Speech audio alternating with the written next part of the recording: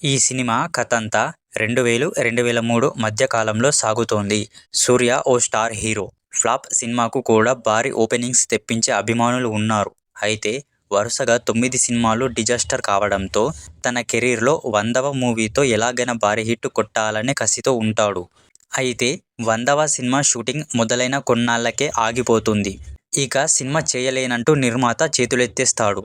ఆ సినిమా పూర్తి చేయాలంటే 3 కోట్ల రూపాయలు అవసరం అవుతాయి. ఆ డబ్బు కోసం మరో నిర్మాతకు ఫోన్ చేస్తే తన కొడుకు హీరోగా ఎంట్రీ ఇస్తున్న సినిమాలో తండ్రి పాత్ర చేయమని అడుగుతాడు. మొదట్లో ఒప్పుకోకపోయినా తర్వాత ఆ పాత్ర చేసేందుకు ఒప్పుకుంటాడు.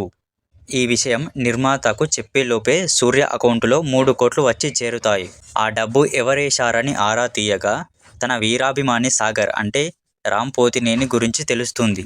రాజమండ్రి సమీపంలోని గోడపల్లి లంక అనే ఓ చిన్న పల్లెటూరికి చెందిన సాగర్కు అంత డబ్బు ఎలా వచ్చింది?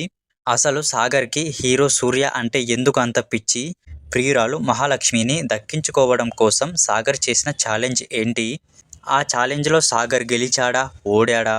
హీరోపై ఉన్న అభిమానం సాగర్ని తన ఊరిని ఎలా మార్చేసింది? అభిమానిని వెతుక్కుంటూ వచ్చిన హీరో సూర్యకి తెలిసొచ్చిన విషయం ఏంటి? అనేది తెలియాలంటే సినిమా చూడాల్సిందే. హీరో సూర్య వీరాభిమాని సాగర్ పాత్రలో రామ్ ఒదిగిపోయాడు. పేరుకు ఇది హీరో ఫ్యాన్ స్టోరీనే కానీ ఇందులో ఎక్కువగా కనిపించేది ఫ్యానే. హీరో రామ్ ఒక్కడే ఈ కథను తన భుజాన వేసుకుని ముందుకు తీసుకెళ్లాడు. ఎమోషనల్ సీన్లలోనూ అద్భుతంగా నటించాడు. ఇక మహాలక్ష్మి పాత్రకి భాగ్యశ్రీ బాగానే నటించింది. ఇందులో ఆమెది కూడా కీలక పాత్రే. తెరపై చాలా అందంగా కనిపించింది. Ram, Bhagyashri on screen chemistry బాగా వర్కౌట్ అయ్యింది. స్టార్ హీరో సూర్య పాత్రలో ఉపేంద్రని తప్ప మరొకరిని ఊహించలేం. ఆయన తెరపై తక్కువగానే కనిపించినా కథపై చాలా ప్రభావం చూపించింది.